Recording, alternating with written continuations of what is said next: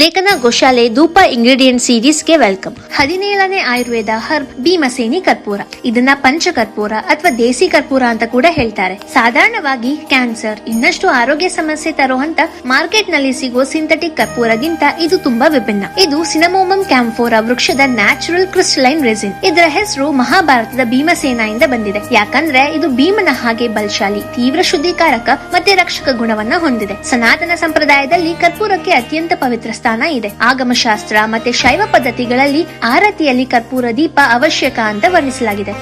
ಕರ್ಪೂರವನ್ನ 2 ತತ್ವಗಳಿಂದ ವಿವರಿಸ್ತಾರೆ. ತಾರಕ ತತ್ವ ಅಂದ್ರೆ ರಕ್ಷಣೆ, ಶಾಂತಿ ಮತ್ತೆ ದೇವತಾ ಆಕರ್ಷಣೆಗೆ. ಮಾರಕ ತತ್ವ ಅಂದ್ರೆ ದುಷ್ಟ ಶಕ್ತಿ, ದೃಷ್ಟಿ ದೋಷ ಮತ್ತೆ ಅಶುಭತೆಯನ್ನ ನಾಶಪಡಿಸೋಕೆ. ಭೀಮಸೇನಿ ಕರ್ಪೂರವನ್ನ ಪ್ರಮುಖವಾಗಿ ಮಾರಕ ಶುದ್ಧೀಕಾರಕ ದ್ರವ್ಯ ಅಂತ ಪರಿಗಣಿಸ್ತಾರೆ. ಅಥರ್ವ ವೇದದ ರಕ್ಷೋಗ್ನ ದ್ರವ್ಯ ವರ್ಗದಲ್ಲಿ ಮತ್ತೆ ಆಯುರ್ವೇದದ ನಿಘಂಟುಗಳಲ್ಲಿ ಶೀತಲ, ಪವಿತ್ರ, ಗಂಧ ಶುದ್ಧೀಕಾರಕ ದ್ರವ್ಯಗಳ ವರ್ಗಕ್ಕೆ ಸೇರಿಸಲಾಗಿದೆ. ಇದರ ಪ್ರಕಾಶ ಮತ್ತೆ ಶುದ್ಧತೆಗೆ ಚಂದ್ರ ತತ್ವ ಸಮಾನ ಗುಣ ಇದೆ ಅಂತ ಆಚಾರ್ಯರು ವಿವರಿಸಿದ್ದಾರೆ. ಆರತಿ ಸಮಯದಲ್ಲಿ ಹೇಳುವ ಪ್ರಸಿದ್ಧ ಶ್ಲೋಕ ಕರ್ಪೂರ ಗೌರಂ ಕರುಣಾವತಾರಂ ಸಂಸಾರ ಸಾರಂ ಭುಜಗೇಂದ್ರಹಾರಂ ಸದಾ ವಸಂತಂ ಹೃದಯಾರವಿಂದೆ ಭವಂ ಭವಾಮಿ ಸೈತಂ ನವಾಮಿ. ಅರ್ಥಾತ್ ಕರ್ಪೂರದ ಹಾಗೆ ನಿರ್ಮಲ, ಕರುಣೆಯ ಸ್ವರೂಪ, ಸಂಸಾರದ ತತ್ವ ಸ್ವರೂಪಿ ಶಿವ ನನ್ನ ಹೃದಯ ಕಮಲದಲ್ಲಿ ಸದಾ ವಾಸ ಮಾಡಲಿ. ಭವಾನಿ ಸಹಿತ ಶಿವನಿಗೆ ನಮಸ್ಕಾರ ಅಂತ. ಇಲ್ಲಿ ಕರ್ಪೂರ ಗೌರಂ ಅಂದ್ರೆ ಶಿವನ ನಿರ್ಮಲ, ಅಹಂಕಾರ ರಹಿತ ತತ್ವವನ್ನ ಸೂಚಿಸುತ್ತೆ. ಪುರಾತನ ಭಾರತದಲ್ಲಿ ಭೀಮಸೇನಿ ಕರ್ಪೂರವನ್ನ ಬರುಸ್, ಅಂದಿನ ಸುಮತ್ರ ಅಂದ್ರೆ ಈಗಿನ ಇಂಡೋನೇಷ್ಯಾ ಇಂದ ರಫ್ತು ಮಾಡಲಾಗ್ತಿತ್ತು. ಅದಕ್ಕೆ ಬೋರ್ನಿಯೋ ಕ್ಯಾಂಫರ್ ಅಂತ ಕೂಡ ಕರೀತಾರೆ.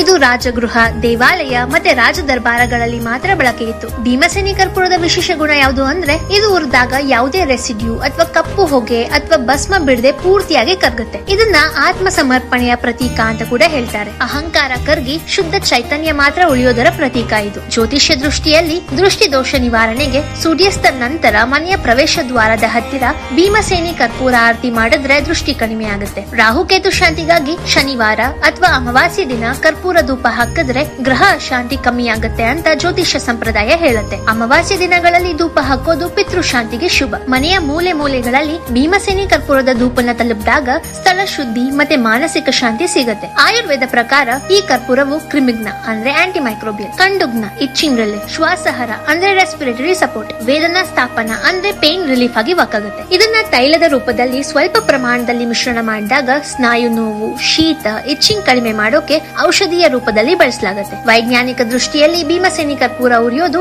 ಸಬ್ಲಿಮೇಷನ್ ಪ್ರಕ್ರಿಯೆ ಅಂದ್ರೆ ಸಾಲಿಡ್ ಇಂದ ಡೈರೆಕ್ಟ್ ವೇಪರ್ ಆಗುತ್ತೆ.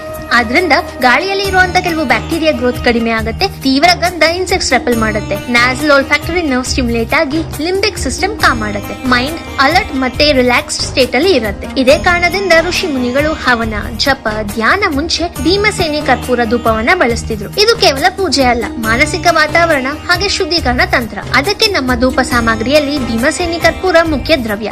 ಮನಸ್ಸಿನ ಶುದ್ಧಿ, ವಾತಾವರಣ ಶುದ್ಧಿ ಮತ್ತೆ ಧ್ಯಾನದ ಅನುಕೂಲಕ್ಕಾಗಿ. ಭೀಮಸೇನಿ ಕರ್ಪೂರ ಉರಿಸೋದು ಅಂದ್ರೆ ಕೇವಲ ಬೆಂಕಿ ಅಲ್ಲ, ಅದು ಅಹಂಕಾರ ಕರ್ಗಿ ಚೈತನ್ಯ ಬೆಳಗುವಂತ ಕ್ರಿಯೆ. ಕರ್ಪೂರ ಕರಗುತ್ತೆ, ಅಂಧಕಾರ ಹೋಗುತ್ತೆ, ಹಾಗೆ ಅಂತರಂಗ ಬೆಳಗುತ್ತೆ. ನಾಳೆ 18ನೇ ಆಯುರ್ವೇದ ಹಬ್ ಜೊತೆ ಸಿಗೋಣ. ಜೈ ಶ್ರೀ ಕೃಷ್ಣ.